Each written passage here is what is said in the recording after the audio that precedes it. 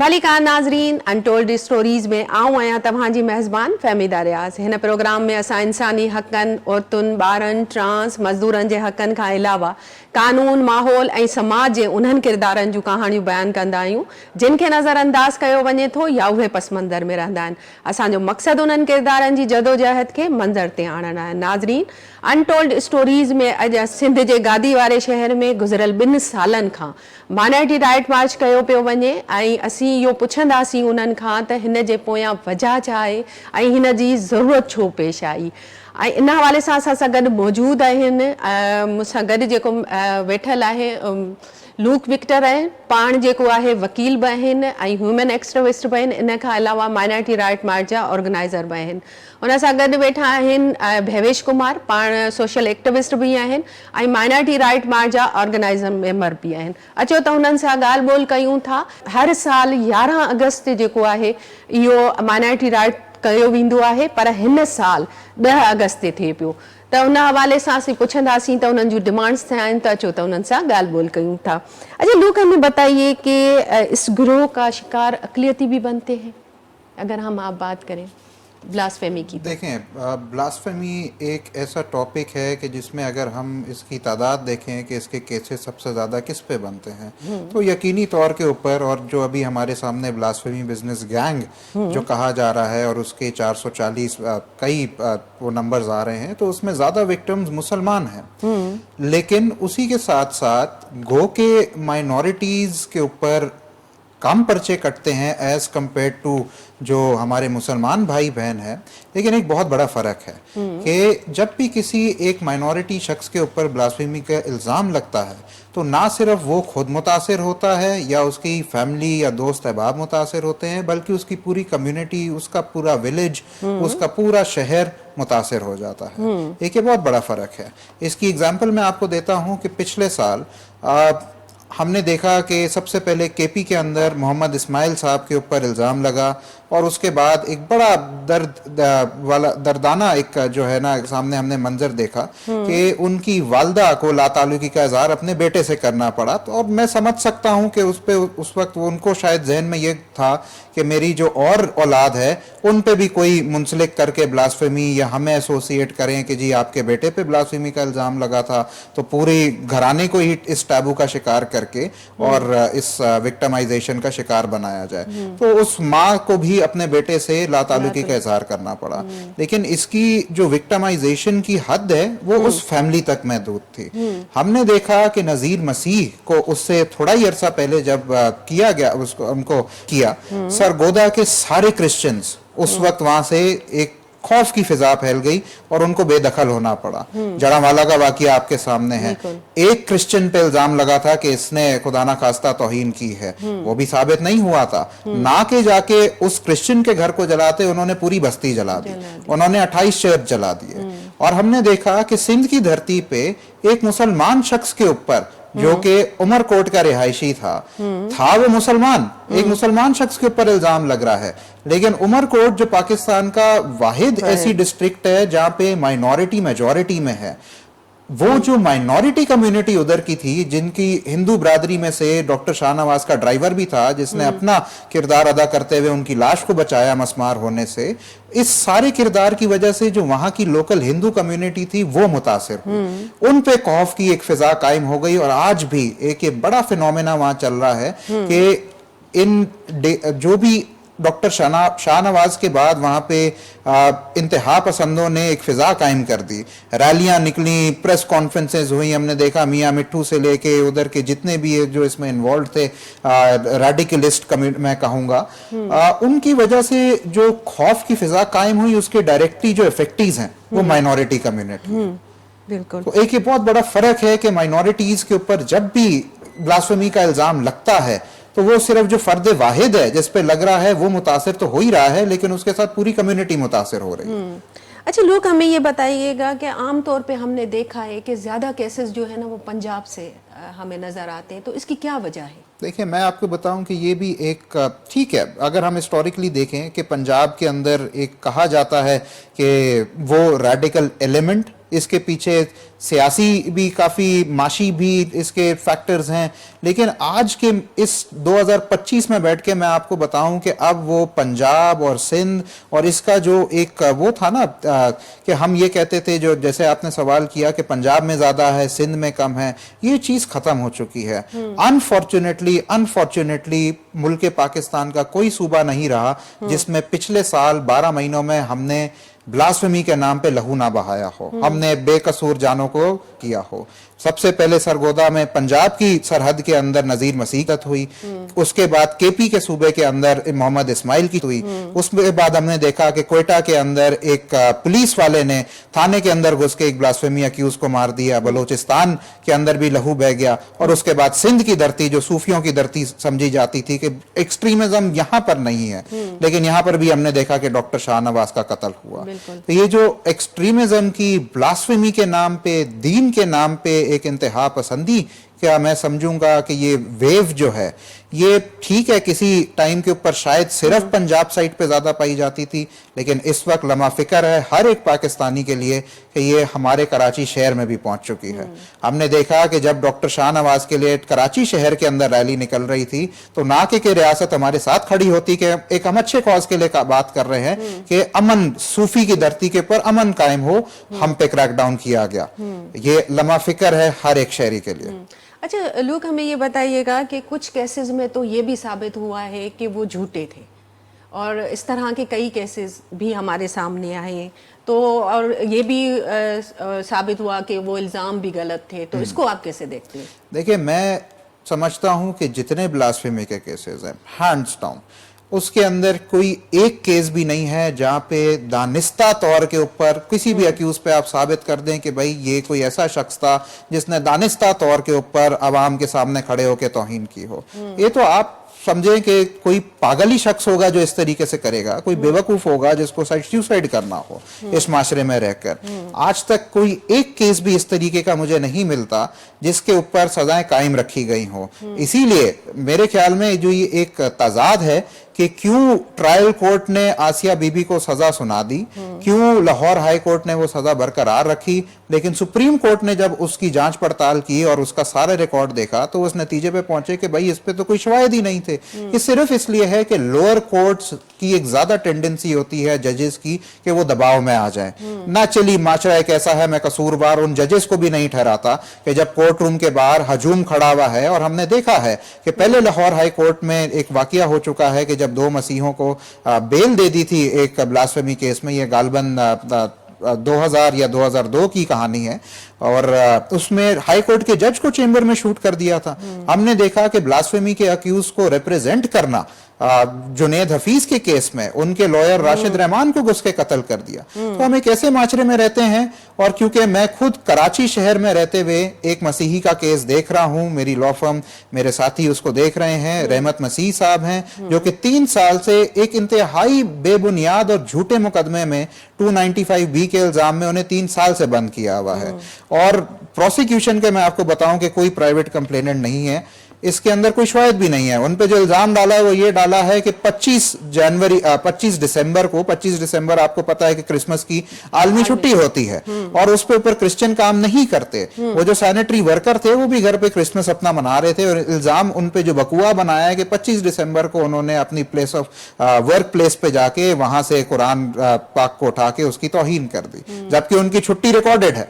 लेकिन इस सारे क्लियर शवाहिद और सबूत के बाद भी 3 साल से उनको जेल में रखा हुआ है, क्योंकि कोई जज तैयार नहीं है कि मेरिट के ऊपर फैसला करे। बिल्कुल। अच्छा भवेश, असांखे इहो ॿुधाइजो त तव्हां अक़लियती बिरादरी जो हिकु वॾो मसइलो जेको आहे जबरी मज़हब बि आहे ऐं जबरी शादी बि आहे, पर अगरि असीं ॻाल्हि कयूं त हुकूमत इन शइ खे मञण लाइ तयार न आहे, त तव्हां छा इन हवाले सां चवंदो? फ़हमीदा, सभिनि खां पहिरीं त तव्हांजी महिरबानी, तव्हां हिते असांखे इनवाइट कयो। माइनॉरिटी राइट्स मार्च जी फ्रॉम 2023 खां इहा हिकु मेन डिमांड आहे फोर्स कन्वर्जन। ऐं फोर्स कन्वर्जन खे एतिरो मामूल जो हिसो ठाही छॾियो आहे, त हाणे रोज़मर्रा सिंधी टीवी न्यूज़ चैनल्स ते या नेशनल मीडिया ते या इंटरनेशनल मीडिया ते गोड़ बि कयूं त हाणे केरु ॿुधण लाइ बि तयारु न आहे. देयर आर मैनी रिपोर्ट्स, जीअं तव्हां ॾिसंदव त जाम इंटरनेशनल ऑर्गेनाइज़ेशन्स आहिनि, जाम नेशनल फोरम्स आहिनि जंहिंजी रिपोर्ट आहे त कुझु चवंदा आहिनि त साल में 600-700 केसिस ईंदा आहिनि, कुझु चवंदा आहिनि 1200 केसिस आहिनि. इंग्लैंड जी जेको यूनिवर्सिटी आहे यूके जी, हुनजे हिसाब सां हर साल 1200 केसिस पाकिस्तान में रिपोर्ट थींदा आहिनि, हुन खां मथे हुनजी क्वांटिटी हूंदी.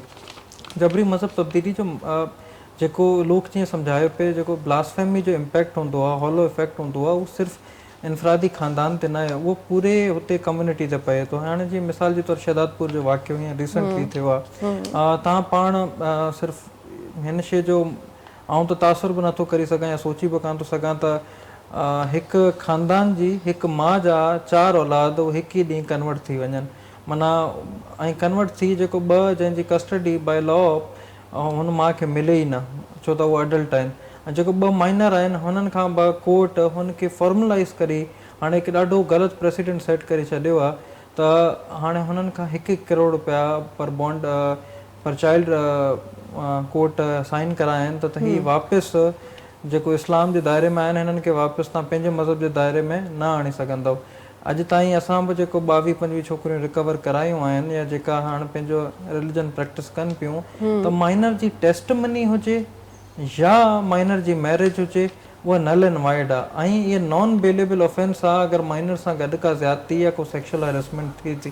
पर अफ़सोस जी ॻाल्हि इहा आहे त हाणे पहिरीं त हिकु हूंदी आहे जेको पाण सिंध जा डायनेमिक्स ॾिसूं त सिंध में जीअं हिंदू कम्यूनिटी स्पेसिफिकली हिकु वॾी पॉपुलेशन में रहे थी, त सिंध में हिंदू कम्यूनिटी में बि शेड्यूल कास्ट जंहिंखे चवंदा आहिनि, आल्दो मां हुन लफ़्ज़ ते अग्री नथो कयां, सभु हिंदू बराबरि आहिनि, सभु माइनॉरिटीज़ बराबरि आहिनि. शेड्यूल कास्ट छो त हिकु त जेको पाण जो कॉलोनियल माइंड सेट आहे अंग्रेज़नि जो, त शेड्यूल कास्ट घटि आहिनि, हुननि जो कमु ऑड जॉब करणु हूंदो आहे, वरी उहा कंहिं न कंहिं ज़मीनदार वठारी हूंदा आहिनि, हुनजी फैमिलीज़ हुते कमु कंदियूं आहिनि, त मोस्टली हिननि जा डेट्स हूंदा हुआ, हिननि जो कर्ज़ो हूंदो हुयो. त मां जेतिरो कमु कयो आहे त शेड्यूल कास्ट जी जेका छोकिरियूं मोस्टली कन्वर्ट थींदियूं हुयूं उहो बाय फोर्स ईअं ई थींदियूं हुयूं त तव्हांखे सिर्फ़ु छोकिरियूं न पूरी फैमिलीज़, ऐं तव्हां ॾिसंदो हूंदो विच में त 40 फैमिलीज़ 50 फैमिलीज़ वेही पूरो हुजूम कन्वर्ट थी. उहो कन्वर्ट न आहे, basically they can not pay the debt. 2 lakh 3 lakh रुपया जेको ज़मीनदार खे ॾियणा उहो न ॾियण जे बजाए हुननि चयो इस्लाम क़बूल था कयो. हाणे इस्लाम जे दायरे में अची विया, कहिड़ो उहो प्रैक्टिस था कनि, अॼु बि ॾिसो केरु प्रैक्टिस नथो करे. मां शहदादपुर वारे वाक़े जी ॻाल्हि कई, पहिरीं हूंदो हुयो त एक्सप्लॉइट कयो वेंदो हुयो हिकु गुरबत ते, जेको मार्जिनलाइज़ ग्रुप्स हूंदा आहिनि, ॿियो एजुकेशन ते, त छोकिरी अनपढ़ियल आहे या छा आहे, माउ पीउ एतिरा पढ़ियल लिखियल न आहिनि, पावरलेस आहिनि, स्टेटस को जो हिसो न आहिनि, हुननि खे ख़बर न आहे कानून छा आहे. हाणे पढ़ियल लिखियल stable upper middle class families खे कीअं टारगेट कयो पियो वञे त माउ ऐं पीउ पंहिंजे औलाद खे तयारु करे सुबुह जो यूनिफॉर्म में स्कूल मोकिलनि था, त इंग्लिश मीडियम स्कूल आहे, ऐं इंग्लिश मीडियम स्कूल जे पर्दे जे पोयां छा पियो थिए, लिटरली शहदादपुर केस वाक़े में 4 ॿार सेम स्कूल जा पढ़ियल, सेम टीचर जा पढ़ियल, ऐं हुन स्कूल में अञा पोइ 50 ॿार 60 ॿार अहिड़ा आहिनि जेका ready to get converted any time आहिनि. छो त हुननि खे जॾहिं ॿारनि खे तव्हां अंग्रेज़ी, जोग्राफी, साइंस, उर्दू, सिंधी पढ़ण जे बजाए तव्हां हुनखे शाइरी पढ़ण जे बजाए आर्ट्स पढ़ण जे बजाए थी पियो सिस्टमैटिक फोर्स कन्वर्जन. पहिरीं थी पियो ऑप्रेसिव, हाणे सिस्टमैटिक, हाणे अग्रेशन न, हाणे प्यार मोहबत सां तव्हां हुननि खे तबलीग करे ऐं हिकु ॿार जी स्पेसिफिक एज हूंदी आहे टिल 9 and 12 जेको मेडिकली प्रूवन आहे, हुनखे जेतिरो सुठो पढ़ाईंदव, चाहे आर्ट्स जी तरफ़ इंक्लाइन कंदो त उहो आर्ट्स जी तरफ़ ईंदो, चाहे हुनखे डांस जी तरफ़, त तव्हां हुनखे इंक्लाइन ई टूवर्ड्स तबलीग पिया कयो इन a very good reputed school. त इहा हाणे थिए पई. ऐं तव्हांजो जेको मेन सुवालु हुयो त हुकूमत इन ते छा थी करे या भरोसो करण जे न आहे, त असांजो ई माइनॉरिटी राइट्स मार्च लोकपे ते वेठल आहे, त सिंध हाई कोर्ट असांखां ई सजेशन्स वरितियूं त तव्हां ॿुधायो त जेको फोर्स कन्वर्जन आहे हिन खे रोकण लाइ, हिन जी रोकथाम लाइ, कर्ब करण लाइ छा करणु खपे. असां हुते पंहिंजी सजेशन्स बि ॾिनियूं त हीउ जेको सनद इस्लाम जो सर्टिफिकेट आहे न, पहिरीं त हीअ एप्लीकेबल न हुजणु खपे कंहिं बि केस में, छो त तव्हां वटि नादरा आहे, तव्हां को थर्ड वर्ल्ड कंट्री न आहियो, त तव्हां वटि कोई अहिड़ा इदारा न आहिनि जेका वेरीफाई न करे सघनि. ॿार जो दुनिया में कन्वर्जन थींदी आहे, कन्वर्जन में असांखे बिल्कुलु मसइलो न आहे, एतिरी प्रोग्रेसिव सोच जा मालिक ज़रूरु आहियूं त असांखे कन्वर्जन में मसइलो न आहे, पूरी दुनिया में कन्वर्जन थींदी आहे, बट हुनजी शर्तूं ॿ ई आहिनि। हिकु त कन्वर्जन लीगल एज खां पोइ थिए ऐं कंहिं मदरसे में न, कंहिं डीजे जे साम्हूं, कंहिं जुडिशियल मैजिस्ट्रेट जे साम्हूं, after verifying the age, after verifying the age medically as well as by the documents. ॿी ॻाल्हि कल थियो, I was discussing with Luke, हिकु शादीशुदा छोकिरी आहे एंड अॼु जो मुआशिरो एक्स्ट्रा मैरिटल अफेयर हो, उहो कंहिं छोकिरे सां हुनजो सोशल मीडिया ते ॻाल्हि थी, हिंदू छोकिरी आहे, शादीशुदा आहे, शी इज़ एडल्ट, कंहिं छोकिरे सां ॻाल्हि थी त हुन स्लोली ज़ाहिरी ॻाल्हि आहे ब्लैकमेलिंग स्टार्ट कई, त हुन छोकिरी खे हुन कन्वर्ट कयो, ठीकु आहे, ऐं हू एडल्ट आहे, हू शादी में आहे, त बाय लॉ छा थियणु खपे त हुनजी शादी by Hindu law firstly dissolve थियणु खपे if she wants to enter Islam. ऐं इस्लाम थियण जो, सॉरी मुस्लमान थियण जो का इहा शर्त न आहे त सिर्फ़ु शादी ई करणी आहे, तव्हां कंहिंखे भेण बि ठाही सघो था, कंहिंखे धीउ ठाही सघो था, कंहिंखे माउ ठाही सघो था। त ही कल इहे केस पिया फेस कयूं त हू पोइ पाण छोकिरी चए थी त मूंखे, मां मुस्लमान न थी आहियां न, मूंखे हिन सां शादी करणी आहे, आई वॉज गेटिंग ब्लैकमेल, पर हाणे कयूं छा? त ही जेका वकील बि आहिनि तव्हांजे ऑब्वियसली हिन प्लेटफॉर्म जे थ्रू ॿुधाइणु चाहियूं था त कुझु अहिड़ा केसिस आहिनि जंहिंजी निटी ग्रिटी, हाणे शहदादपुर वारो वाक़ियो हुयो, शायदि कराची में हुजे बहितर तरीक़े सां डील थी वञे, शहर आहे, हेड ऑफ द प्रोविंस आहे, सेंटर ऑफ द प्रोविंस आहे, कराची में असां बि छोकिरियूं रिकवर जाम करायूं आहिनि, शहदादपुर में लोअर कोर्ट हुयो, जज बि प्रेशर में अची वियो, ज़ाहिरी ॻाल्हि, ऐं उहो जेको डिसीजन हो ॾाढो ग़लति प्रेसिडेंट सेट थियो। अच्छा, हिते ज़ाहिर तव्हां ॻाल्हि कई फोर्स कन्वर्जन जे हवाले सां, त हिकु इहो बि मौक़ुफ़ अचे थो त असां न वेंदा आहियूं न, हू असां वटि अचनि था, ऐं जेको आहे सो पंहिंजी मर्ज़ी सां अची इस्लाम क़बूल कनि था, ऐं कई अहिड़ियूं तव्हां वीडियोज़ बि ॾिठियूं हूंदियूं, अगरि पाण पूरे सिंध जी ॻाल्हि कयूं त उनखे तव्हां कीअं था ॾिसो? मर्ज़ी सां सिर्फ़ु तव्हां वटि माइनर छोकिरी अचे थी, ऐं माइनर जी टेस्टमनी त वैलिड ई न आहे, जंहिंखे चऊं था त अगरि मिसाल जे तौर सुभाणे तव्हां ते को केस करे थो, तव्हांखे विटनेस खपंदो आहे, विटनेस तव्हां माइनर खे करी सघो था, कोर्ट नथा करी सघो, कोर्ट सुभाणे तव्हां 13 साल 14 साल जी छोकिरी या छोकिरे खे वठी वञो, कोर्ट एक्सेप्ट ई न कंदो, टेस्टमनी हुनजी एक्सेप्टेड ई न आहे।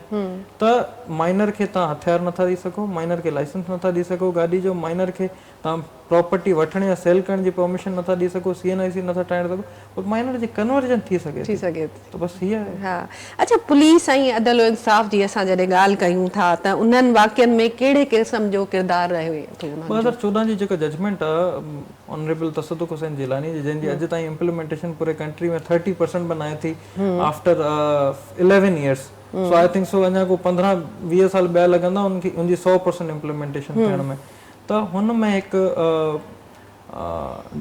रिकमेंडेशन हुई, उहा इहा हुई त माइनॉरिटीज़ लाइ अलॻि पुलिस स्टेशन्स ठाहिया वञनि, ऐं उहो सेंसिटाइज़ पुलिस हुजे जेको माइनॉरिटीज़ जे केसिस खे अलॻि सां डील करे, चाहे सिंध हुजे, पंजाब हुजे या पूरो पाकिस्तान। अञा ताईं it's the 11th year today का माइनॉरिटीज़ लाइ अलॻि पुलिस, वुमेन पुलिस सेंटर्स ठाहिया आहिनि सिंध में, वी अप्रिशिएट द गवर्नमेंट। हिन में एतिरी लातालुकी या असां का डिसएसोसिएशन छो आहे त माइनॉरिटीज़ लाइ तव्हां वटि माइनॉरिटीज़ SP बि आहिनि, SSPs बि आहिनि, तव्हां वटि DSPs बि आहिनि, रिक्रूटमेंट थिए थी, लेकिन अनफॉर्चुनेटली हुननि खे हुननि जी स्पेसिफिक कम्युनिटी खे प्रोटेक्ट करण लाइ उहा का बि हुनजी फोर्स न आहे।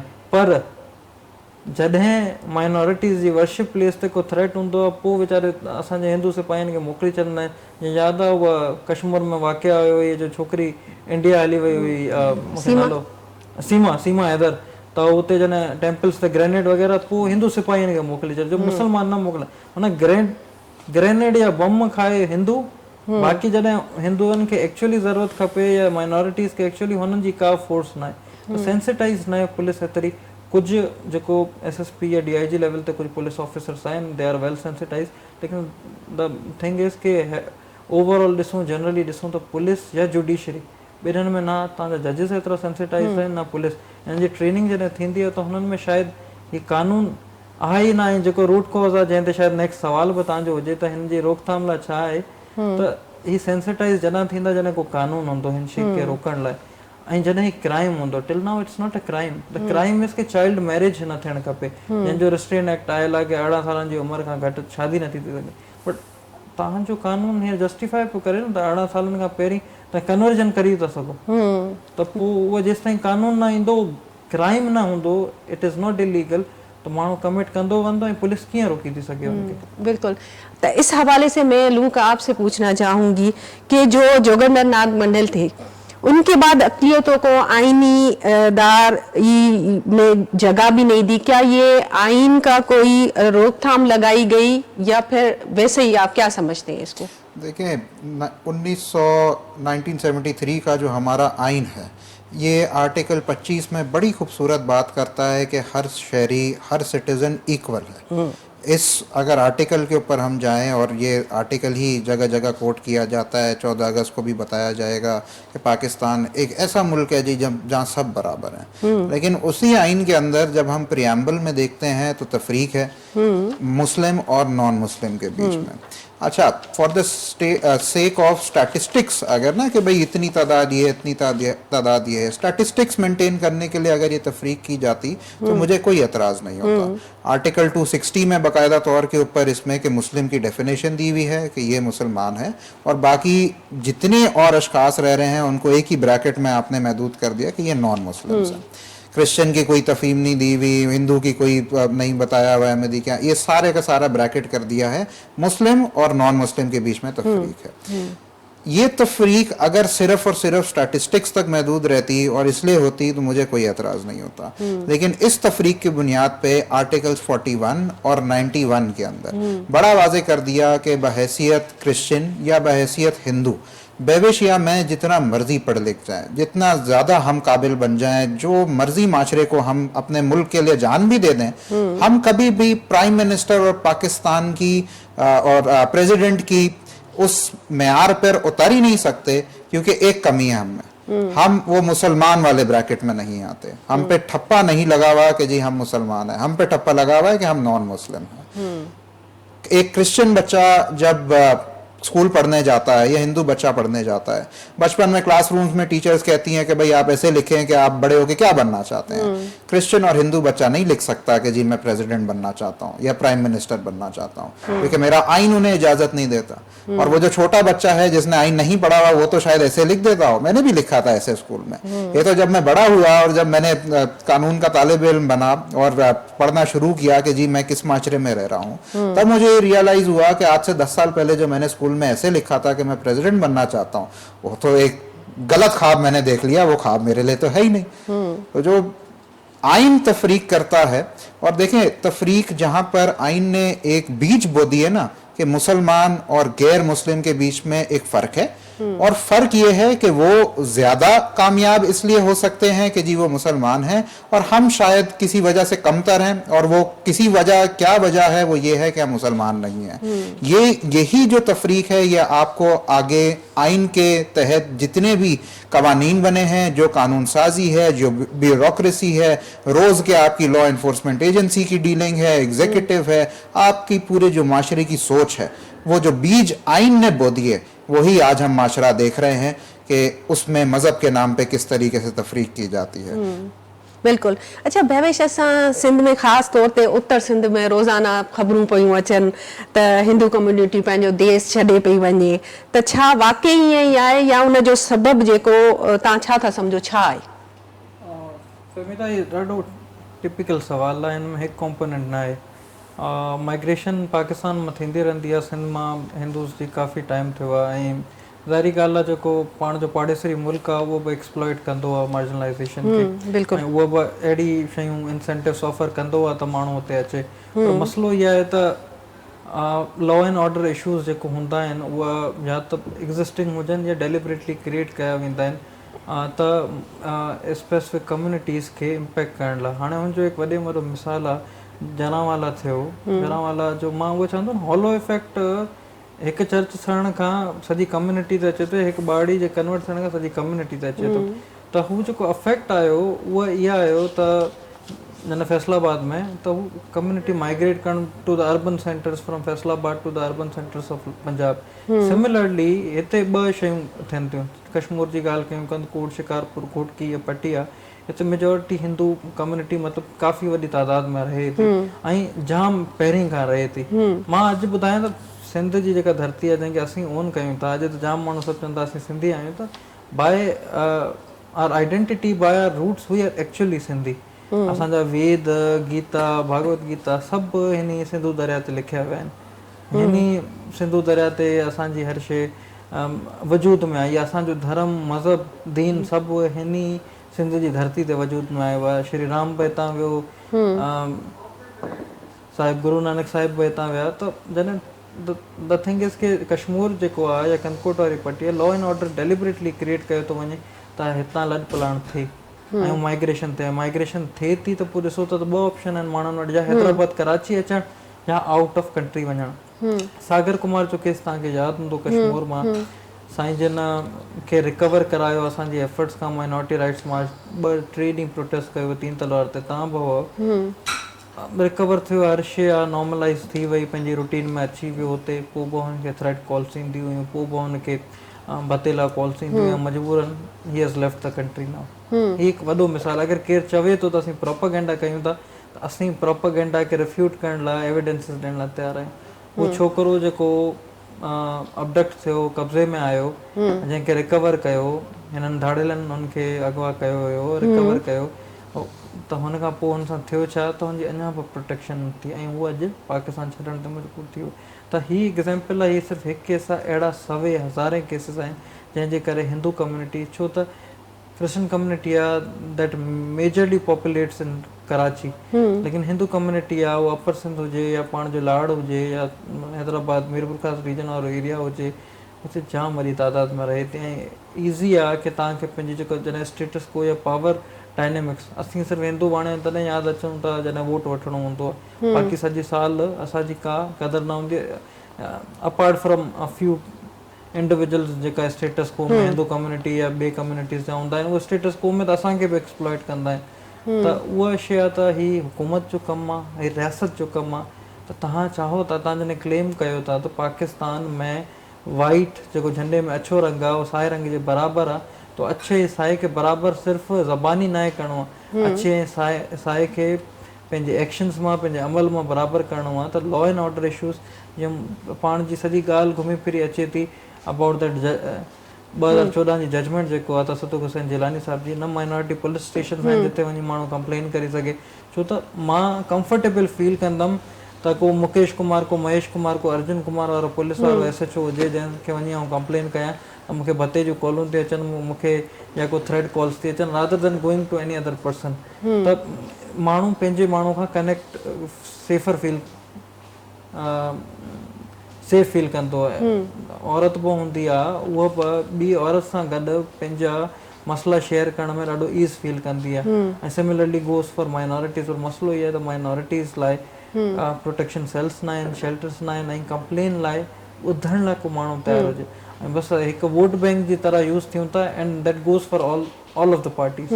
अच्छा भवेश, हिते तव्हां ॻाल्हि कई, ज़ाहिर आहे बदमनी जी बि ॻाल्हि कई ऐं सागर केस जी बि ॻाल्हि कई त जेको अगवा थियनि था, या उन अगरि असां ॻाल्हि कयूं त इहे सभु शयूं अगरि अगवाकारी आहे, बदमनी आहे, त उहो त मुस्लिम बि उन में पीड़जनि था. पोइ उनखे कीअं था ॾिसो था? जी ॻाल्हि था कयूं उत्तर सिंध जी सॼी. ऐं मार्जिनलाइज़ेशन जॾहिं थिए थी त सॉरी जॾहिं एग्रेशन हूंदी आहे त मार्जिनलाइज़ जेको ग्रुप हूंदा आहिनि हुननि ते वधीक इम्पैक्ट ईंदो आहे. सैलाब आयो, ॿोॾ आई, ॿोॾ में तव्हां पाण आर्टिकल्स पिया आहिनि, रिनोन जेको न्यूज़ आहिनि हुननि जा, त तव्हांजा वॾा वॾा जेको NGO या वेलफेयर सेंटर्स आहिनि, हुननि जेको हिंदू कम्यूनिटी आहे हुनखे ज़ोरी बीफ ॾींदा हुआ, ज़ोरी चिकन ॾींदा हुआ. ख़बर आहे जॾहिं की असीं वेजिटेरियन आहियूं या असीं वॾो गोश्त न खाईंदा आहियूं, जस्ट टू डिस्क्रिमिनेट. या जेको बि शयूं हूंदियूं आहिनि, टेंट्स वग़ैरह, ठठे में इहो वाक़ियो थियो हुयो.